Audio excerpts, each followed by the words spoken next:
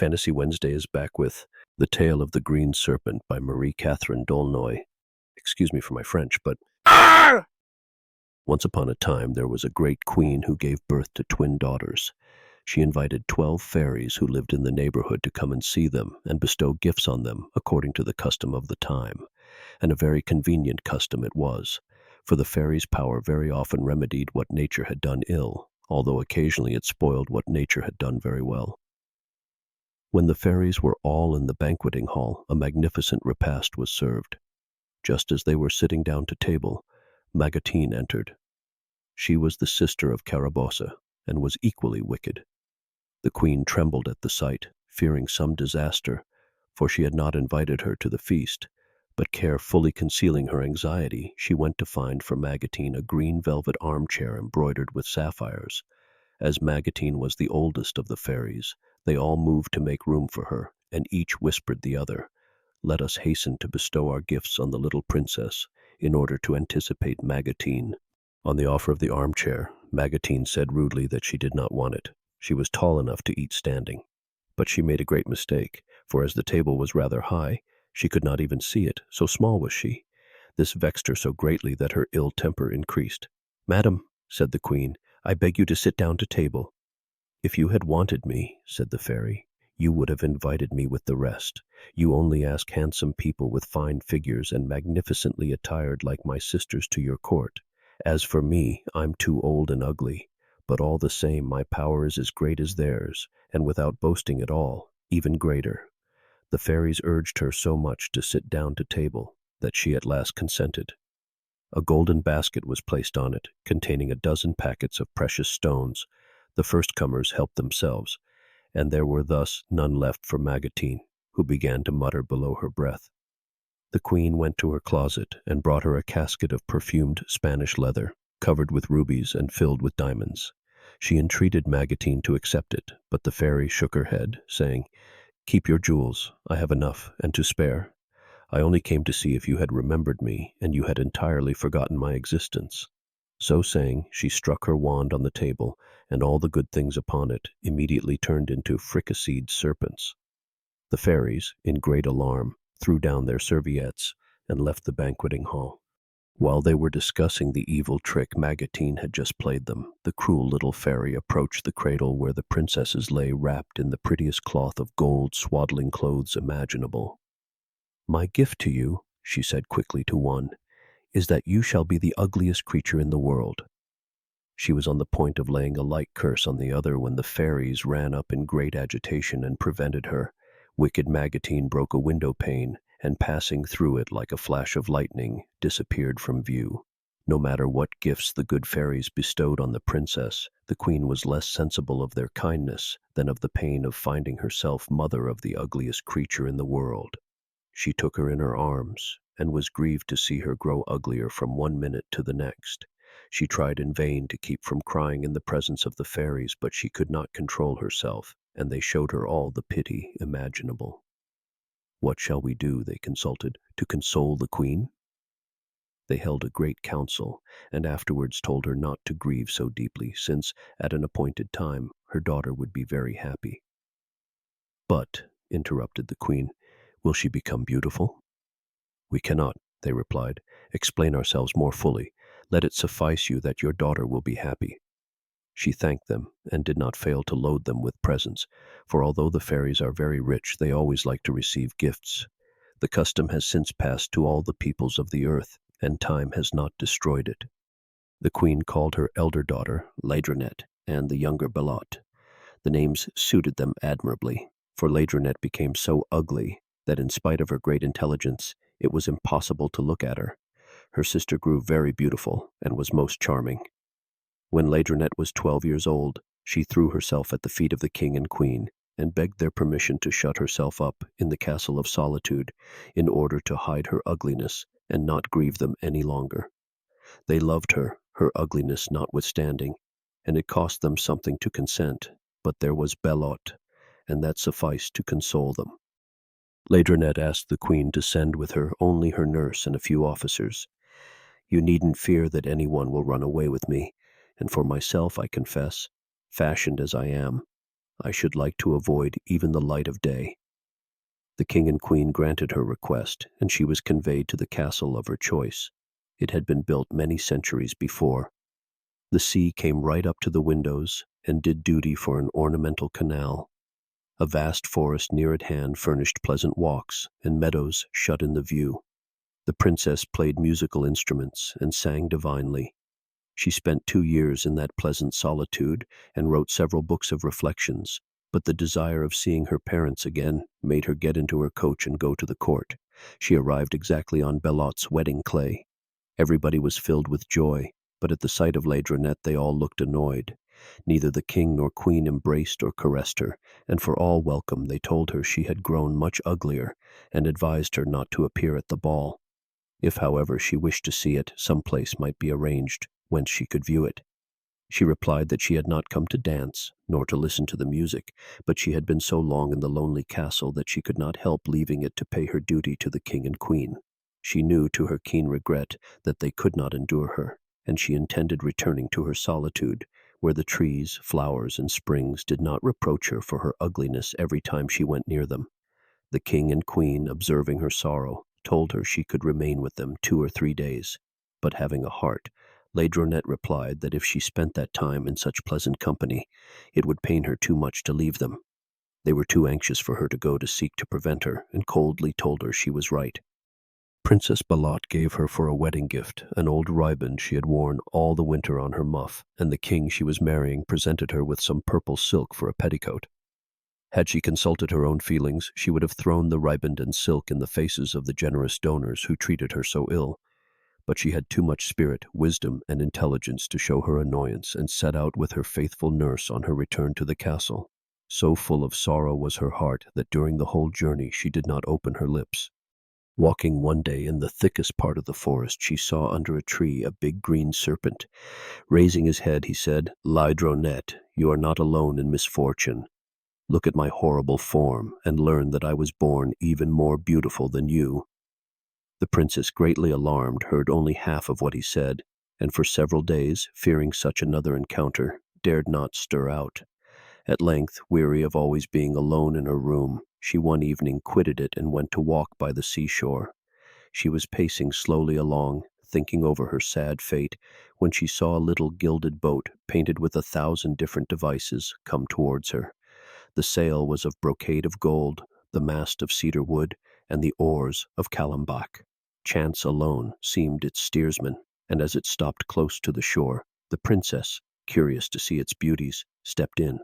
She found it adorned with crimson velvet with a gold ground, the nails being made of diamonds. But all of a sudden the boat left the shore, and the princess, alarmed at her danger, took the oars to try and return, but all her efforts were of no avail. The wind raised the waves up mountains high. She lost sight of land, and seeing nothing but sea and sky, abandoned herself to her fate, sure that the worst was about to happen, and that she owed this bad turn to Magatine.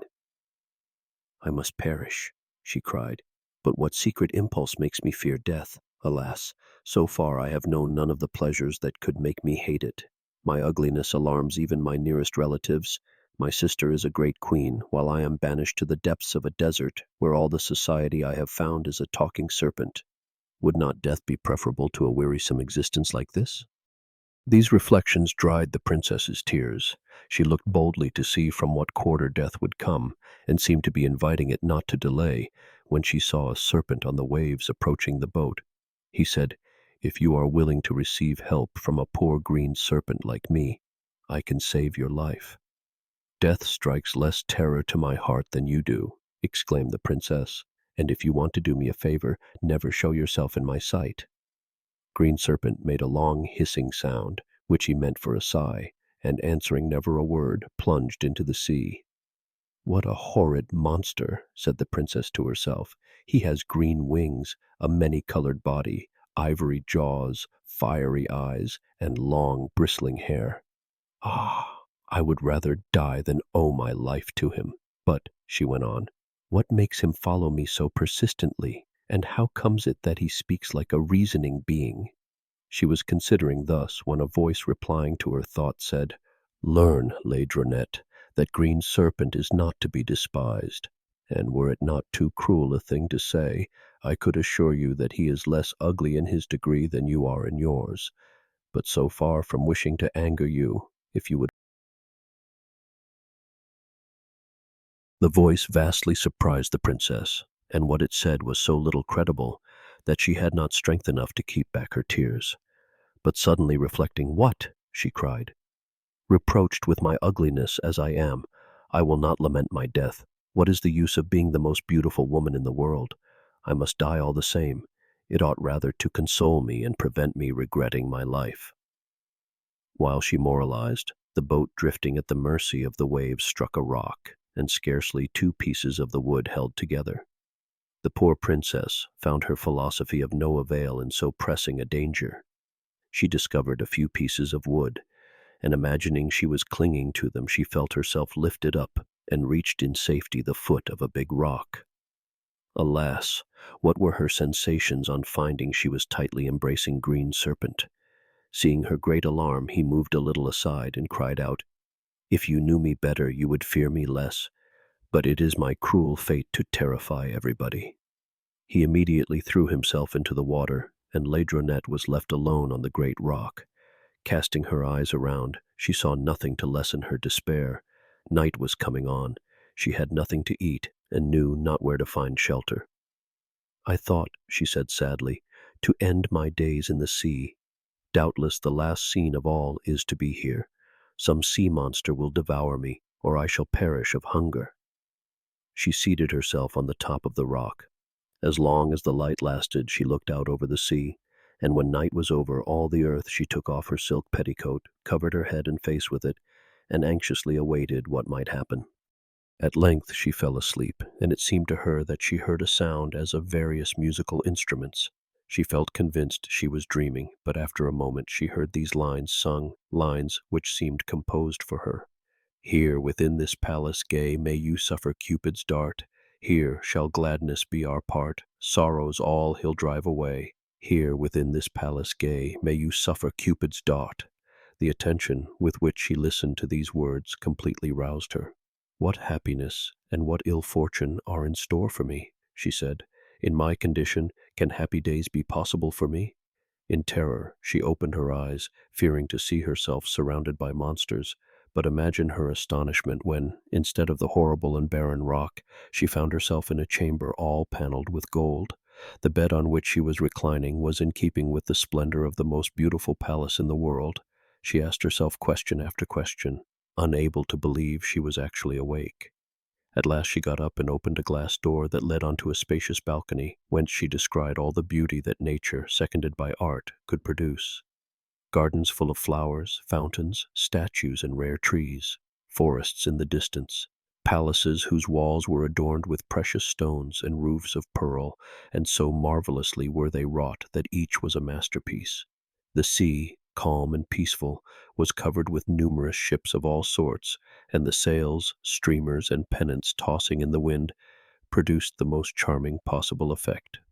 "Oh, ye gods, ye just gods!" she exclaimed. "What do I see? Where am I? What a remarkable change! What has become of the terrible rock that seemed to threaten the heavens with its cloud-capped points? Was it I who nearly perished yesterday, and was saved by the aid of a serpent?" In her distress, she broke out into laments, now walking to and fro, now stopping still.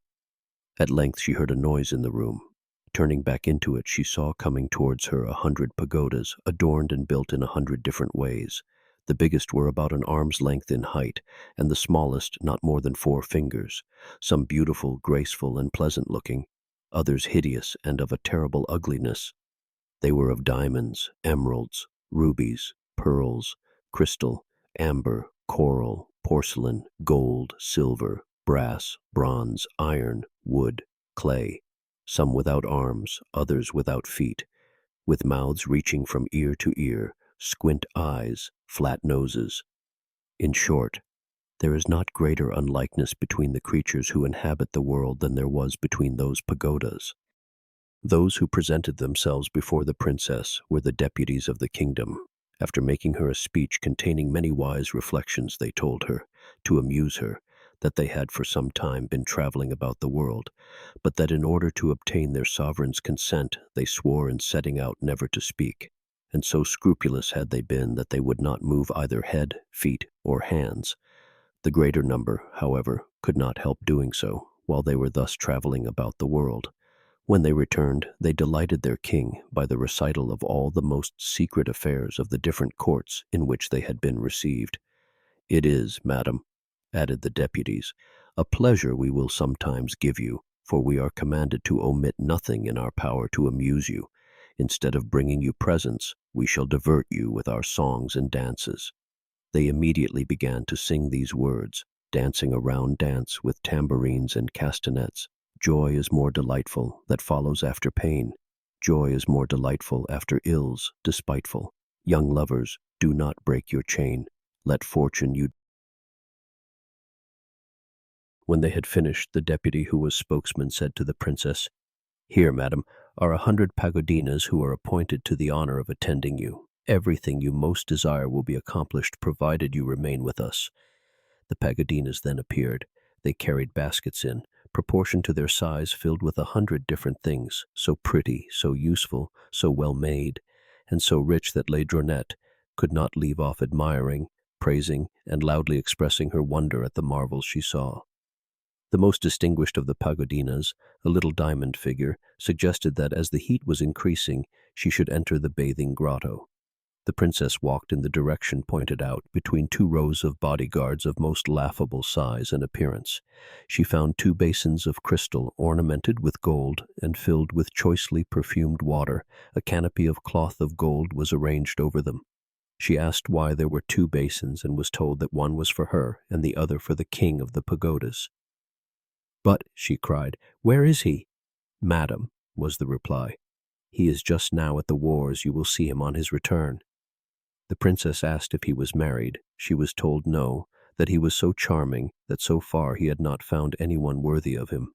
She did not carry her curiosity further. She undressed and went into the bath immediately. The pagodas and pagodinas began to sing and to play on musical instruments.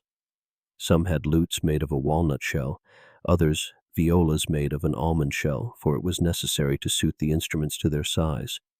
But everything was so exact and harmonized so well that nothing could be more delightful than these concerts. When the princess came out of the bath, a magnificent dressing gown was presented to her. Pagodas, playing the flute and the hautboy, walked before her. Pagodinas followed her, singing songs in her honor. Thus she entered a room where her toilette was prepared. Immediately, pagodinas who did duty as ladies of the bedchamber and ladies' maids came and went, dressed her hair, attired her, praised her, applauded her. There was no longer any thought of ugliness, of purple silk petticoat, or of worn-out riband. The princess was veritably astonished. "What," she said, "can procure me this extraordinary delight? I was on the point of perishing. I was awaiting death, and could hope for nothing else, when suddenly I find myself in the most beautiful and magnificent place in the world, where my presence, too, seems to give so much pleasure." She possessed so much intelligence and goodness of heart, and her manners were so pleasing, that all the little creatures were charmed with her.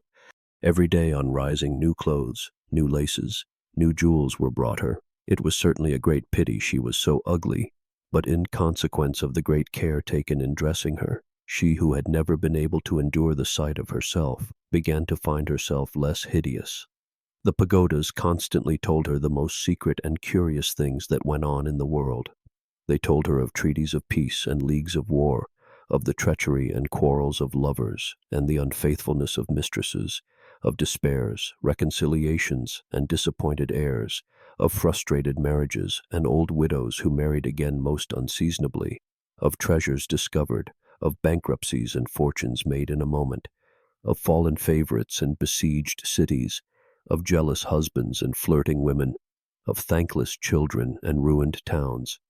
Indeed, what did they not tell the princess to amuse and divert her? Some of the pagodas were most surprisingly swollen and puffed out. On asking the reason, they told her, "As we are not allowed when on our travels to laugh or to speak, And as we continually see very laughable things and the greatest absurdities, the effort not to laugh causes us to swell in this way. It is in fact a dropsy caused by suppressed laughter, of which we are cured when we return here. The princess admired the good humor of the pagoda race, for people might indeed become inflated by constantly suppressing laughter at all the absurd things they must infallibly see. Every evening, one of the finest plays of Corneille or Molière was represented. Balls were of frequent occurrence, so that no possible effect might be lost. The tiniest figures danced on the tightrope that they might be better seen, and the repasts served to the princess would have done for the banquets of some solemn festival. Books, serious, amusing, and historical, were brought to her. Indeed, the days passed like minutes. As a matter of fact, however, the pagodas, highly intelligent as they were of a ridiculous minuteness. It often happened when going a walk that she put 30 of them into her pocket to amuse her, and it was the pleasantest thing in the world to hear them chattering in their little voices shriller than those of marionettes. Once when the princess was unable to sleep, she said, "What will become of me? Shall I always remain here? My life passes more pleasantly than I could have dared to hope. Yet my heart lacks something, and I cannot tell what it is to begin to feel that a series of the same pleasures, varied by no events, is very insipid." "Ah, princess," replied a voice, "is it not your own fault? If you would love, you would at once be conscious that it is quite possible to be happy for a very long time in a palace, or even in a lonely desert, with one we love." "What pagoda is speaking to me?" she said. "What pernicious advice he gives me, opposed to all the peace of my life." "It is no pagoda," came the reply, "that warns you of what must be sooner or later. It is the unhappy monarch of this kingdom who adores you, and only dares confess it in the greatest fear and trembling." "A king adores me," said the princess. "Has he eyes, or is he blind? Has he seen that I am the ugliest creature in the world?" "I have seen you, madam," replied the invisible king, "and to me you are not what you represent yourself to be. And whether on account of your person, your merits, or your misfortunes, I can only repeat that I adore you, and that my timid and respectful love compels me to hide myself." "I am deeply grateful to you," rejoined the princess. "Alas, what should I do if I loved anyone?" "You would make one happy who cannot live without you," he said, "and without your permission he would never dare to appear." "No," said the princess, "I do not wish to see anything that might attract me." Nothing further was said, but for the rest of the night she was greatly taken up with the circumstance. Notwithstanding her resolution to say nothing about it, she could not help asking the pagodas if their king had returned. They replied, "No."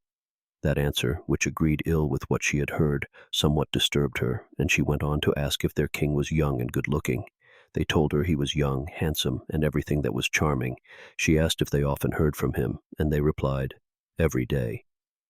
"But does he know," she added, "that I am in his palace?" "Yes," was the rejoinder. "He knows everything about you, and so great is his interest in you that couriers are sent from hour to hour to take him news of you." She was silent and began to reflect much more deeply than had been her custom. When she was alone, the voice spoke to her. At one time she was afraid of it, at another it gave her pleasure, for it invariably said the most gallant things. "Notwithstanding my firm resolve never to love," said the princess, "and the good reason I have to keep out of my heart an emotion that can only cause me misery, I confess I should like to know a king whose taste is so eccentric as yours, for if you really do love me, you are probably the only person in the world who could care for a woman as ugly as I am." "Think whatever you like of my taste, beloved princess," replied the voice. "I find justification enough in your merit. Indeed, it is not for that reason I am compelled to hide myself. The cause is so sad that if you knew it, you could not withhold your pity." The princess then urged the voice to explain, but it spoke no more, and only long-drawn sighs were heard. She was greatly disturbed by all this. Although her lover was invisible and unknown, he was most attentive, and she was beginning to wish for more suitable society than that afforded by the pagodas. She was, in fact, getting very weary, and could only find pleasure in the voice of her invisible lover. On one of the darkest nights in the year, awaking out of her sleep, she perceived someone close to her bed. She thought it was the pagodina of pearls who, being much more intelligent than the others, sometimes came to talk with her. The princess stretched forth her arms to take hold of her. Her hand was at once seized, pressed, and kissed. She felt tears fall on it, and she was so startled that she could not speak. She had no doubt that it was the invisible king. "What do you want of me?" she said with a sigh. "Can I love you without knowing you or seeing you?" "Ah, madam," was the reply, "what are the conditions of pleasing you? It is impossible for me to show myself. The wicked Magotine, who played you such an evil trick, has condemned me to a penance of 7 years. 5 have already gone, but 2 still remain, and if you were willing to take me for your husband, you could sweeten their bitterness. You think me very bold, and that what I ask of you is absolutely impossible. But if you knew the ardor of my passion or the greatness of my misfortunes, you would not refuse the favor I beg of you." As I have already said, Laidronette was becoming very weary. She found that, as far as intelligence went, he was all that could be desired, and under the specious name of a generous pity, the invisible king won her heart and love. She replied that she required a few days in which to make up her mind. It was indeed a great thing to have brought matters so far, to a delay of a few days, for he had not dared to indulge hope. The fêtes and concerts were redoubled, and only wedding hymns were sung before her, and presents, which surpassed anything she had ever seen, were continually brought her. The tender voice, ever assiduous, made love to her as soon as it was night, and the princess retired early, in order to have more time to converse with it. At length she consented to marry the invisible king, and promised not to look upon him until his penance was at an end. "Therein lies everything for you and me," he said. "If you give way to indiscreet curiosity, I should have to begin my penance all over again, and you would share the hardship with me. But if you can refrain from following the bad advice that will be given you, you will find that I shall be exactly to your taste, and you will at the same time recover the marvelous beauty taken from you by the wicked Magotine." The princess, enchanted with that new hope, swore 1,000 times to her husband to do nothing contrary to his wishes. The marriage was concluded without noise or splendor, but the heart and soul were not the less content. As all the pagodas sought eagerly to amuse their new queen, one of them brought her the story of Psyche that a fashionable author had just written out in beautiful language. She found in it many things that bore upon her own adventure. She was seized with so violent a desire to receive her father and mother, her sister and brother-in-law at the palace, that nothing the king could say could drive the fancy from her mind. "The book you are reading," he added, "will teach you what were Psyche's misfortunes. I beg of you take heed and avoid them." She promised even more than he asked, and a vessel of pagodas carrying presents and letters from Queen Laidronette to her mother was dispatched. She implored her to pay her a visit in her kingdom, and for that occasion only the pagodas had permission to speak elsewhere than in their own country. The loss of the princess had evoked a feeling of tenderness in her near relatives. They thought she was dead, and thus her letters were the more eagerly welcomed at the court. The queen, who was dying to see her daughter again, did not delay a moment in setting out with her daughter and son-in-law. The pagodas, who alone knew the road to their kingdom, acted as guides to the royal party, and when Laidronette saw her parents, she thought she should die of joy. She read the story of Psyche over and over again as a safeguard against her replies to all the things her family said to her. She had enough to do and got into confusion 100 times a day. Sometimes the king was with the army, sometimes he was ill and so bad-tempered that he did not wish to see anyone.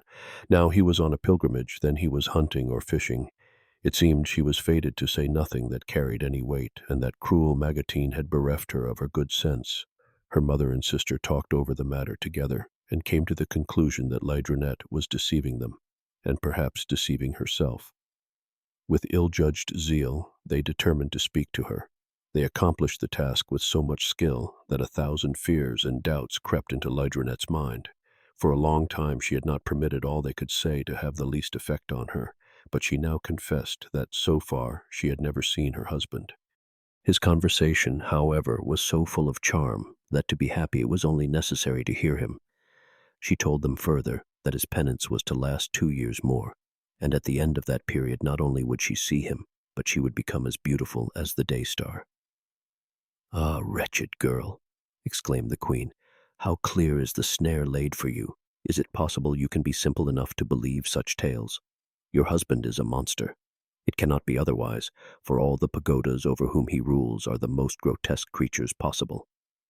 "I rather believe," replied Laidronette, "that he is the god of love himself." "A mistaken notion," exclaimed Queen Belote. "Psyche was told she had a monster for a husband and found him to be Cupid himself. You persist in believing your husband is love, and assuredly you will discover him to be a monster. Anyway, set your mind at ease. Enlighten yourself on so simple a matter." The queen was of the same opinion, and her son-in-law even more strongly so. The poor princess was so confused and disturbed that, after sending away her family with presents that more than made up for the purple silk and the muff riband, she determined, happen what might, to see her husband. Ah, fatal curiosity! 1,000 terrible examples cannot cure us, and dearly indeed did the unfortunate princess pay for her indiscretion. She would have been very sorry not to follow the example of her predecessor, Psyche, so she concealed a lamp and with its aid looked upon the invisible king, so dear to her heart. But how terrible were her shrieks when, instead of love, gentle, fair, young, and altogether charming, she saw a hideous green serpent with his long bristling hair. He awoke transported with rage and despair. "Oh, cruel one," he cried, "is this the reward of my great love?" The princess heard no more. She swooned with fear, and Serpent was already far away. Hearing the noise caused by this tragedy, some of the pagodas rushed in. They put the princess to bed and assisted to restore her. When she came to herself, her condition may be more easily imagined than described. How she reproached herself for the evil she had brought upon her husband. She loved him tenderly, but abhorred his form, and would have given half her life never to have seen him. The entrance of several pagodas with terrified countenances interrupted her sad reflections. They informed her that a number of ships full of marionettes, with Magatine at their head, had entered the harbor unopposed. The marionettes and pagodas are eternal enemies, and are rivals in 1,000 things. The marionettes have even the privilege of speaking wherever they like, a thing the pagodas are denied. Magatine was their queen. Her hatred for poor green serpent and unfortunate Laidronette led her to assemble troops and determine to attack them just when their sorrows should be at their height.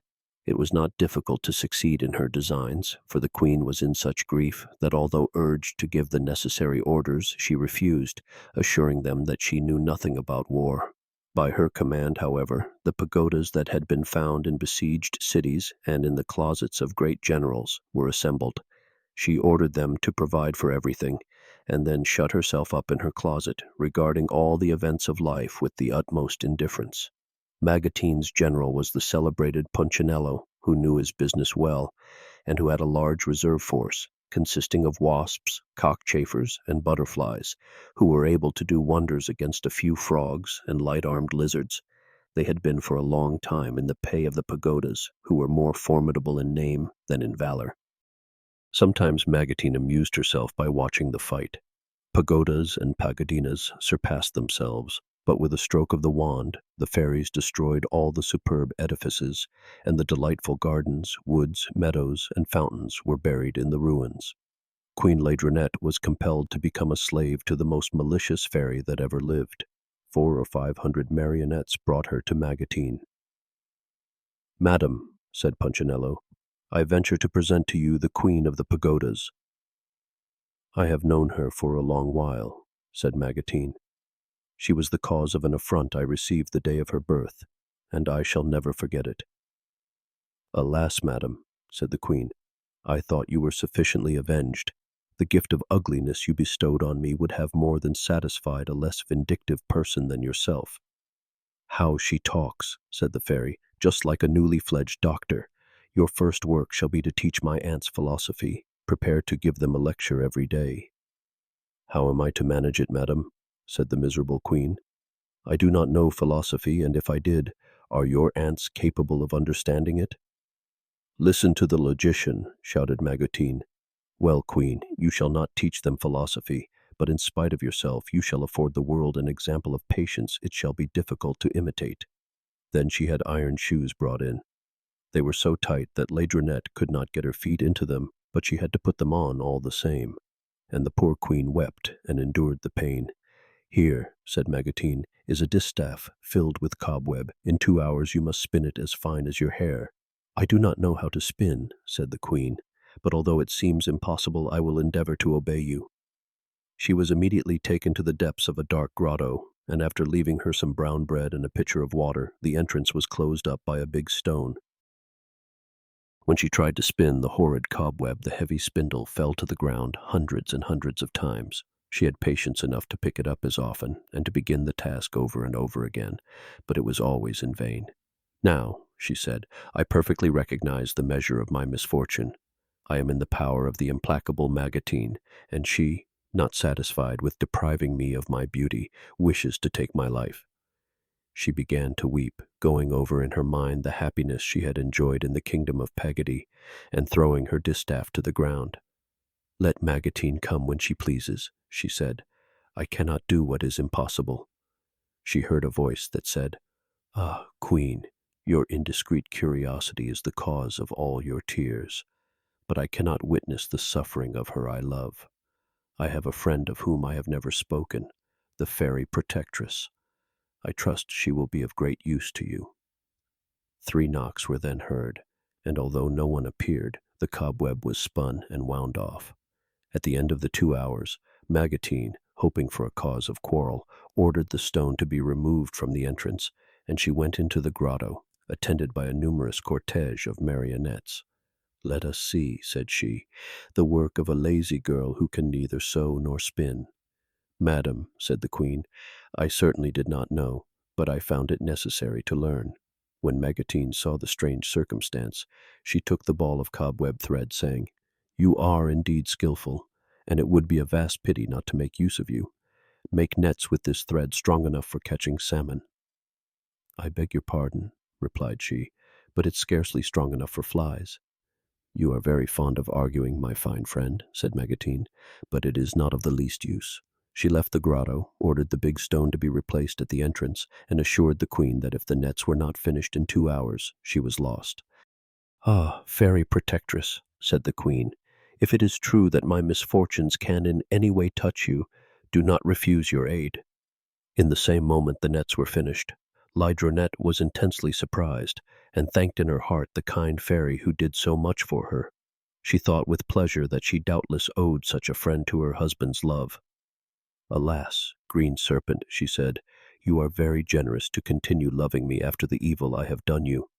No reply was forthcoming, for Magatine entered, and was greatly astonished to find the nets so industriously wrought, since it was not work for ordinary hands. "Do you dare to tell me," she said, "that you have woven these nets yourself?" "I have no friend at your court, madam," said the queen, "and even if I had, I am so closely imprisoned that it would be difficult for anyone to speak to me without your permission. As you are so clever and skillful, I shall find you very useful in my kingdom." She at once commanded the fleet to be prepared. "All the marionettes are ready to depart." She had the queen fastened in big iron chains, fearing she might, through some impulse of despair, throw herself into the sea. The unhappy princess was one night deploring her sad fate, when by the light of the moon she perceived Green Serpent quietly approaching the vessel. "I always fear to alarm you," he said. "Although I have no reason to treat you with consideration, you are infinitely dear to me." "Can you forgive my indiscreet curiosity?" she asked, "and may I tell you without displeasing you? My serpent, O love, art thou come to me to stay my heart's weary longing for thee, dear tender spouse? Do I see thee again? Ah, cruel, alas, was solitude's pain. Sorrowful in misery, weeping I have yearned for thee." Serpent replied in these lines: "Hearts apart needs must smart, weeping duly, loving truly. When gods vent their wrath in this world of woe, wreaking their vengeance with pitiless blow, torture no worse can they ever devise than his who alone in solitude sighs." Magatine was not one of those fairies who are sometimes caught napping. The desire of doing evil kept her always wide awake. Thus she did not fail to hear the conversation of King Serpent and his wife. She interposed like a fury. "Ah," she said, "you meddle with rhyming and make your laments in the tones of Apollo. Indeed, I am very glad. Proserpina, who is my best friend, has asked me to provide her with some poet on hire. It's not that she lacks them, but she wants more of them. Go then, Green Serpent, finish your penance in her gloomy kingdom, and present my compliments to the charming Proserpina." The unfortunate serpent immediately departed with long-drawn hisses. He left the queen in the deepest grief. She thought nothing further could possibly happen to her. In her misery, she exclaimed, "By what crime have we displeased you, cruel Magotine? I had scarcely entered the world when your infernal curse deprived me of my beauty and made me hideous. Ho, can you possibly assert that before my reason was developed and I knew myself, I could be guilty of any misdeed? I am sure that the unhappy king you have just sent to Hades is equally innocent, but put an end to it all and let me die now at once. It is the only favor I ask of you." "If I granted your request, you would be too happy," replied Magotine. "You must first fetch water from the inexhaustible spring." Directly the ships reached the country of the marionettes, cruel Magotine tied a millstone round the queen's neck and ordered her to climb to the top of a mountain far beyond the clouds. Once there, she was to gather four-leaved clover, fill her basket with it, and then come down to the depths of the valley and, in a pitcher full of holes, fetch enough of the water of discretion to fill the fairy's big glass. The queen replied that it was not possible to obey. The millstone was 10 times heavier than she was, the broken pitcher could never hold the water, and she could not therefore make up her mind to undertake a thing so impossible. "If you fail," said Magotine, "he very sure Green Serpent shall suffer." That threat so greatly alarmed the queen that without considering her complete inability to do what was required of her, she attempted to walk on. But alas, it would have been quite useless had not the fairy protectress, whom she summoned, come to her aid. "This," she said, "is the just reward of your fatal curiosity. You have only yourself to thank for the state into which Magotine has brought you." But she conveyed Laidronette to the mountain, filled her basket with the four-leaved clover in spite of the dreadful monsters who guarded it, and made supernatural efforts to defend it, for by a stroke of the wand the fairy protectress made them gentler than lambs. She did not wait for the thanks of the grateful queen to finish giving her all the aid that lay in her power. She presented her with a little chariot drawn by 2 white canaries who spoke and sang to perfection. She told her to go down the mountain and to throw her iron shoes at 2 giants armed with clubs who guarded the spring, and they would fall without offering the least resistance. She was then to give the pitcher to the little canaries who would easily be able to fill it with the water of discretion. Directly they brought it, she was to rub her face with it, and she would at once become the most beautiful creature in the world. The fairy advised Laidronette not to remain at the spring or to climb to the top of the mountain again, but to stop in a pleasant little wood she would find on her road, and stay there for 3 years. Magotine would think she was all the while engaged in fetching the water in her pitcher, or that one of the numerous dangers of the journey had caused her death. The queen embraced the fairy protectress and thanked her 100 times for all her kindness. "But," she added, "neither the happy issue of my journey nor the beauty you promise me can give any joy so long as Green Serpent remains a serpent." "That will only be until you have lived for 3 years in the wood," said the fairy, "and have delivered the water and the clover to Magotine." The queen promised the fairy protectress to do everything that she told her. "But, madam," she added, "am I to be 3 years without hearing anything of Green Serpent?" "You deserve to be without news of him all your life," said the fairy. "For could there be anything more cruel than to compel him, as you have, to begin his penance all over again?" The queen replied nothing. Her tears and her silence sufficiently testified to her sorrow. She got into the little chariot. The canaries conducted her to the bottom of the valley where the giants guarded the spring of discretion. She promptly took off her iron shoes and threw them at their heads. The giants at once fell lifeless to the ground. The canaries took the pitcher and mended it with such remarkable skill that it did not seem it could ever have been broken. The name of the water made Laidronette desirous of drinking it. "It will make me," she said, "more prudent and discreet than in the past. Alas, if I had had those qualities, I should be still in the kingdom of Pagody." After she had drunk a long draught, she bathed her face and became so exceedingly beautiful that you would have taken her rather for a goddess than a mortal. The fairy protectress then appeared and said, "You have just done a thing that pleases me vastly. You knew this water had the power of beautifying both your mind and body. I wanted to see which of the two would have the preference. You gave it to your mind, and I praise you for it. On account of that action, your penance will be shortened by 4 years. Do not lessen my troubles, replied the queen. I deserve them all, but comfort green serpent, who merits none. I will do my best, said the fairy, embracing her. And now, since you are so beautiful, I should like you to discontinue the name Laidronette that no longer suits you, and call yourself Queen Discreet. With these words she disappeared, leaving her a little pair of shoes, so pretty and so beautifully embroidered that she hardly liked to put them on. When she had re-entered her chariot, holding her pitcher full of water, the canaries took her straight to the wood. There never was a pleasanter place. Myrtles and orange trees united their branches to form long, sheltered alleys and arbors, which the sun could not penetrate. 1,000 gently flowing streams and springs helped to adorn the beauteous spot. But the strangest thing was that all the animals there could speak, and gave the canaries the warmest welcome imaginable. We thought, they said, that you had deserted us. The time of our penance is not yet ended, rejoined the canaries.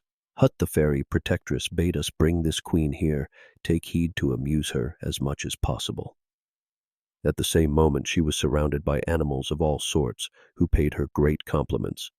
You shall be our queen, they said, and receive from us every attention and consideration. Where am I? She cried.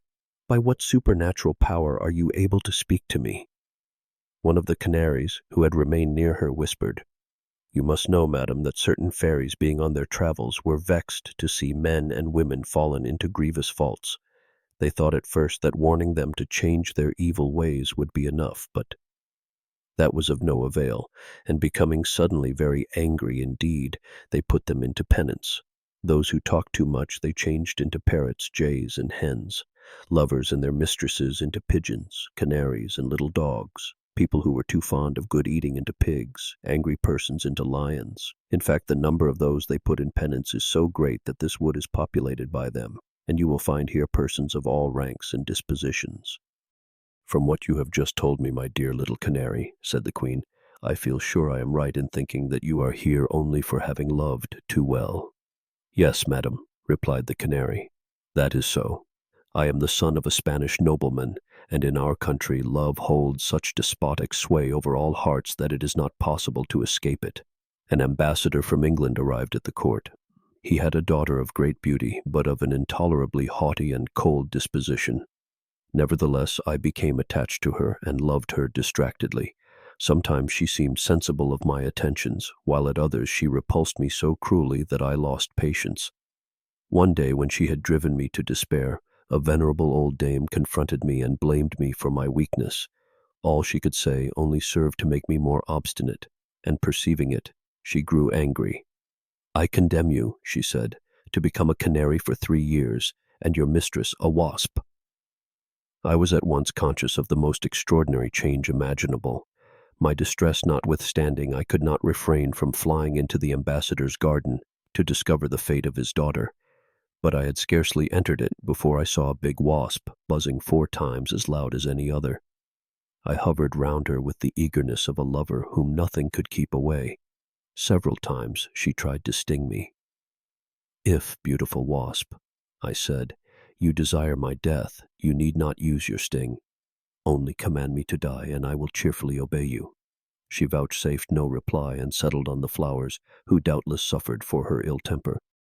Overwhelmed by her disdain and my own condition, I flew away, following no particular route. I at length reached Paris, one of the most beautiful cities in the world. I was tired, and threw myself on a clump of trees in a walled enclosure, and quite unconscious how it came about, found myself at the door of a cage painted green and ornamented with gold. The furniture and the apartment were of surprising magnificence. A young lady caressed me and spoke to me with a charming gentleness. I did not live long in her room without learning her heart's secret. She was visited by an enraged bully, who, not satisfied with loading her with unjust reproaches, beat her unmercifully, leaving her almost dead in the hands of her attendants. I was in no small degree distressed at witnessing such unworthy treatment, and I was the more displeased to perceive that the more he beat her, the stronger became the charming woman's affection for him.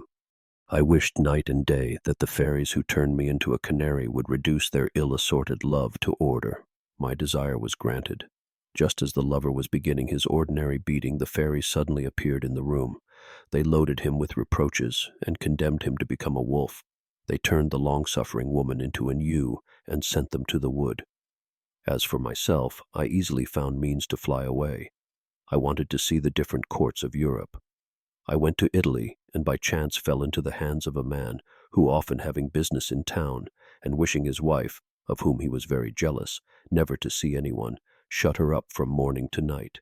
He, therefore, destined me for the honor of amusing the beautiful captive, but she had other matters to occupy her. A certain neighbor, who had long loved her, was in the habit of coming at evening time down the chimney, sliding from the top to the bottom, and arriving blacker than any demon. The keys, which were in the possession of the jealous husband, only served to make him feel the more secure. I was ever dreading some miserable catastrophe, when the fairies entered by the keyhole, and not a little surprised the loving pair. "Go into penance," said they, touching their wands. "Let the chimney sweep become a squirrel, and the cunning woman a monkey.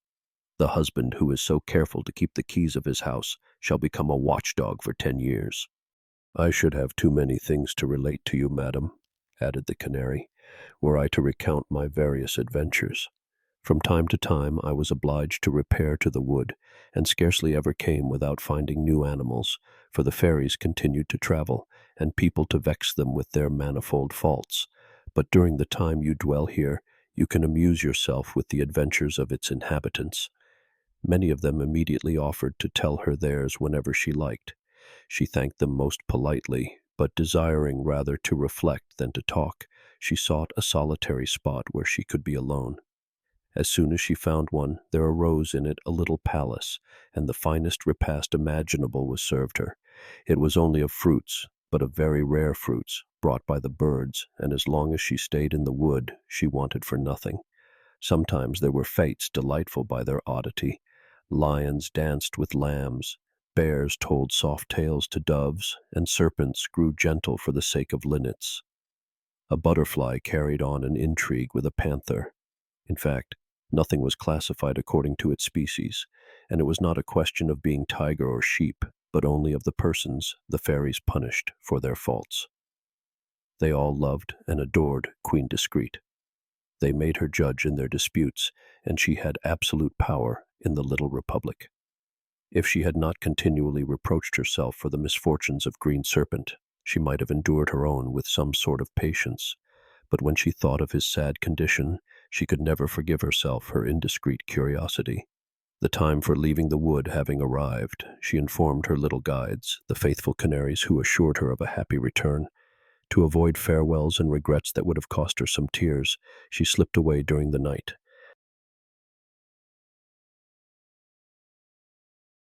She forgot neither the pitcher full of the water of discretion, nor the basket of clover, nor the iron shoes, and when Magatine believed her dead, she suddenly appeared before her, the millstone round her neck, the iron shoes on her feet, and the pitcher in her hand.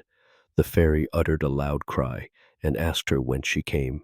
"Madam," she said, "I spent 3 years in fetching water in the broken pitcher, and at the end of that time discovered a way to make it stay in."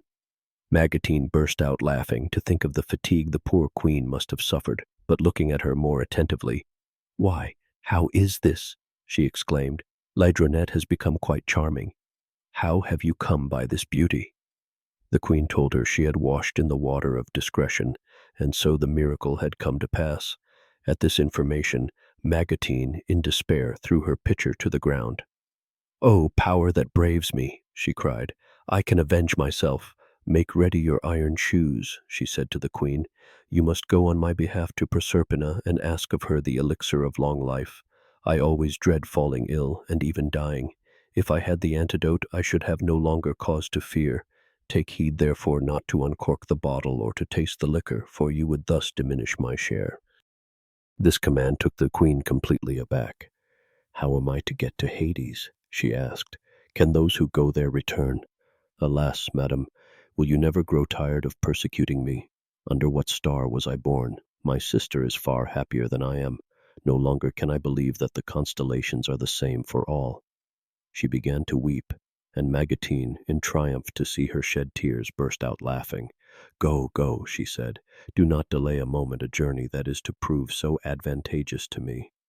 She then put some stale nuts and brown bread into a wallet, and the queen set out, resolved to end her troubles by breaking her head against the first rock she came across. She walked on some time, unheeding the way she was going, taking first one side and then another, thinking how extraordinary a command it was to send her thus to Hades. When she was tired, she lay down at the foot of a tree and began to dream of poor green serpent, thinking no more of her journey. But suddenly she saw a fairy protectress, who said, "Do you know, beautiful queen, that to rescue your husband from the gloomy abode where, by Magatine's orders, he dwells, you must go to Proserpina?" "If it was possible, I would go even much farther," she replied, "but I do not know how to reach that abode of darkness." "Here," said the fairy, "is a green branch. Strike it on the grounds and speak these verses distinctly." The queen embraced her generous friend, and then said, "Love thine aid I fain would borrow, who canst the Lord of thunder quell, mitigate my soul's sad sorrow, ope then for me the path to hell. You have caused your flame to shine 'neath the world where dead men dwell. Pluto sighed for Proserpine, ope then for me the path to hell. Shall I never see again my faithful loved one by my side? More than mortal is my pain, and death's solace is denied." She had hardly finished her prayer when a young child, beautiful beyond belief, came forth from the depths of a cloud of azure and gold and sank down at her feet. A crown of flowers encircled his head. By his bow and arrows, the queen recognized that he was Love, and approaching her, he said, "No more shall you grieve. For the heavens I leave to wipe the teardrops away from your eyes. Everything for your sake will I undertake. Once more shall you see the loved one you prize. Green serpent again, sweet life shall regain, and with punishment dire his foe will chastise." The queen, astonished at the brilliance that surrounded Love and enchanted with his promise, cried, "To hell will I go, and that hideous place shall seem to possess a beauteous grace, if there once more my love I see, without whom life hath no charm for me." Love, who rarely speaks in prose, after striking the earth 3 times with his bow, sang these words most beautifully: "Earth that knows love, grant thou my prayer. Ope wide thy gates, admit us there, where saddened shores bound darkened lands, and Pluto great the realm commands."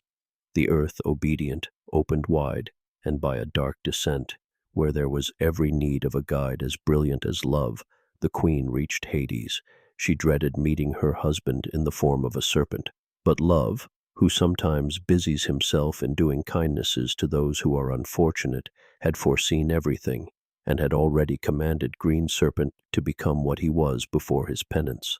However great was Magatine's power, she could do nothing against Love. So the first thing the queen found was her husband, and she had never seen him under so handsome a form. He likewise had never seen her so beautiful as she had become.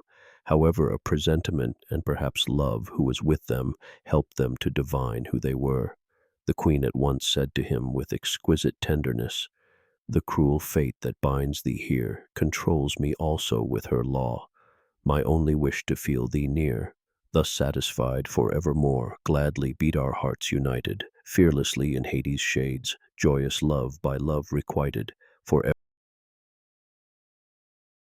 The king, transported by the most ardent passion, replied with all that could testify to his enthusiasm and joy, but Love, who likes not to lose time, invited them to approach Proserpina. The queen paid her respects on behalf of the fairy and begged for the elixir of long life. It was, in fine, the watchword of these good people, and she at once gave her a very badly corked phial, so that the queen could, if she wished, gratify her curiosity with the greatest ease. Love, who is no novice, set her on her guard against a curiosity that would again prove fatal, and quickly leaving those gloomy regions, the king and queen returned to the light. Love did not desert them. He conducted them to Magatine, and lest she should see him, hid himself in their hearts. His presence, however, inspired the fairy with such kindly feelings that, Although she was ignorant of the cause, she received her former victims most cordially, and by a supernatural effort of generosity restored to them the kingdom of Pagady. There they at once returned and enjoyed in the future as much good fortune as in the past. They had suffered disaster and trouble. And with that, we reach the end of this story. No more puns at the end of this one. Don't want this to drag on.